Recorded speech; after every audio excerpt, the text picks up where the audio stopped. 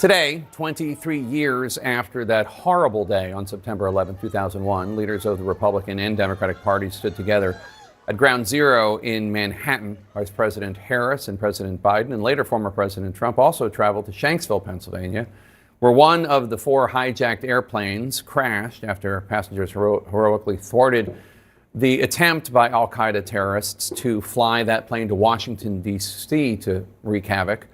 Joining us now, Brett Eagleson. He's the president of the group 9/11 Justice. His father, Bruce, was killed in the World Trade Center on September 11, 2001. Brett was 15 years old at the time.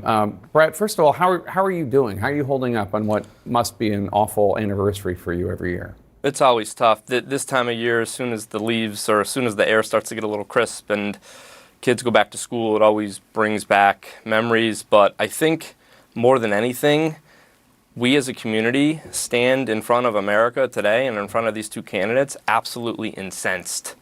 Like, no longer are we here wanting to talk about and they're all important, but you know, we're not going to come on camera and cry and pour our hearts out anymore. We've done that for 23 years. We're angry. We want answers and we want closure. And just on your lead-in, you were talking about how two candidates for the top office of this land gathered in Shanksville, Pennsylvania. Well, that's where heroes on Flight 93 took down that aircraft before it destroyed the legislative branch of our government. That plane was intended to hit the United States Capitol building. Those heroes in our community died saving that branch of government. So we as family members deserve better. We gave our lives that day. The least we can do is to have leaders of this country put Americans first and bring us that closure that we so desperately want.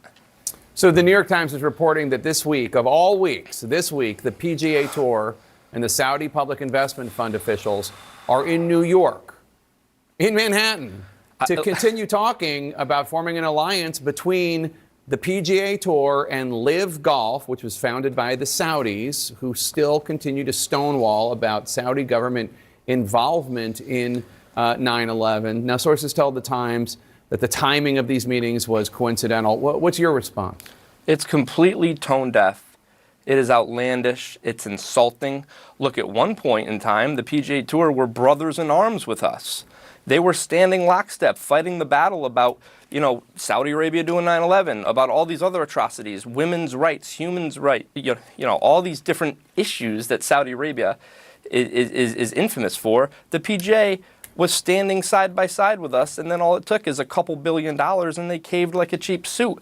Of all days, they pick this day, the day that we mourn the death of 3,000 Americans, to be blocks away. As we speak right now, they're likely locked in arms, smoking cigars, while our family members burned alive 10 blocks away. It's just, you know, what happened to Monahan? He said that he was going to meet with us. He said he owed us an apology. We haven't heard words from him. He sent Jimmy Dunn in front of a Senate committee panel and make him took arrows. Monahan just stepped away, and then he came back miraculously. He wasn't sick anymore. So, you know what? The PGA, shame on you. You should be advocating that we have closure first, and then let's talk about your golf deal next. Speaking of golf deals, we saw Donald Trump participating in events today in New York and in Pennsylvania. Meanwhile, his golf courses have hosted multiple Live Golf events, partnering with the Saudis, not to mention the numerous ways that he acquiesced to the Saudis when he was president. Not that President Biden is above criticism on that respect either. How do you think? What do you think about Donald Trump and Kamala Harris and Joe Biden on this day? Well, look, I think there's blame to go around everywhere on this. You know, the refusal for any candidate to publicly address our pleas, it's just heartbreaking. I was at the 9/11 memorial today, and I heard a 9/11 widow who pleaded with Vice President Harris, President Biden, and former President Trump to do something. She took her time when she was reading those names, and she turned to the political leaders that come to our hallowed ground every year, and they talk about how 9/11 means so much to them and how we should never forget.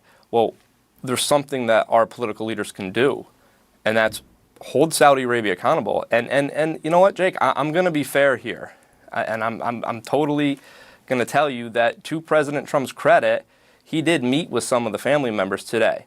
I was part of that group of people. Now, he didn't pledge to do anything, but he did hear our stories, and it was the regime of 23 years ago that did 9/11. So I think that Vice President Harris has a real opportunity here to step up and help these families as well. All right, Brett, thank you so much. Really appreciate it. And we're sending, as always, our strength and our hearts and our love to you and all of the other 9/11 families. And may your father's memory be a blessing. We will continue to provide a forum for you and the other 9/11 families to come here until you feel that you have seen justice. We so appreciate that. It means so much to us, for us to be able to come out here and talk to the American people and keep this story in the fore of their minds. So thank you so much. Open invitation all the time. Thank you. Be well, my friend.